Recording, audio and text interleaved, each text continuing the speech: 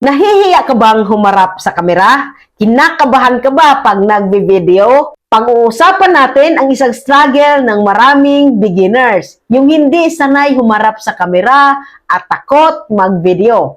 Pero tandaan mo, lahat ng successful creators, lahat sila nagsimula sa awkward, mahiyain at di marunong. Walang ipinanganak na perfect sa kamera. Lahat yan natutunan. Usually, nahihiya tayo dahil natatakot tayong ma-judge.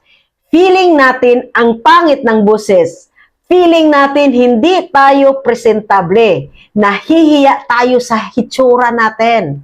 At minsan, iniisip natin, sino ba akong panuorin? Pero ito ang katotohanan. People don't connect to perfection. People connect to authenticity. Mas gusto ng tao yung totoong tao kaysa overscripted at too perfect. Hindi mo kailangan mag-post agad. Practice ka muna on your own. Open your camera, mag-video for 10 to 20 seconds. Sabihin mo lang kung ano ang ginagawa mo. Panoorin mo, ulitin mo ulit. The more you see yourself on video, the more naging normal siya. This is the fastest way para mawala ang kaba. Then, wag mo nang mag-face reveal kung hindi pa handa. Pwede ka magsimula sa voice over videos, POV videos, tutorials with hands only, text on screen content, screen recordings, and product demos na boses mo lang. Basta nagsisimula ka, gumagalaw ka, at naglalabas ka ng content. That's already progress. Then, maghanda ka ng script para may guide ka. Maghanda ka ng outline, hindi full script na babasahin. Kapag binabasa mo, mas lalong nakakahiya pakinggan. Pero kapag may outline lang ang hawak mo, mas natural, mas confident, mas relax ang flow. Isulat mo lang ang 3 to 5 main points, then magsalita ka naturally.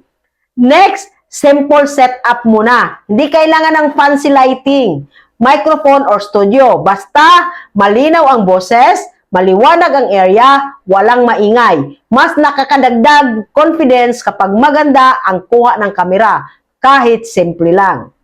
And finally, mag-record kapag walang nakakakita. Mas nakakahiya kapag may nanonood habang nagre-record. Kaya choose a time at lugar na ikaw lang. Sa kwarto, sa kotse, sa CR kung kinakailangan.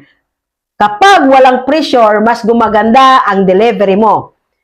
Creators, tandaan nyo, hindi confidence ang dahilan para magsimula. Pag-umpisa muna, saka lumalakas ang confidence. Lahat tayo nag-flinch sa kamera noong una. Pero yung mga sumubok, sila ang gumaling.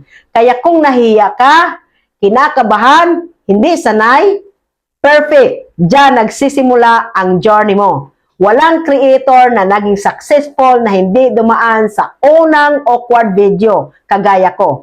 Kaya gawin mo pa rin, practice, create, post, and trust me, magle-level up ka.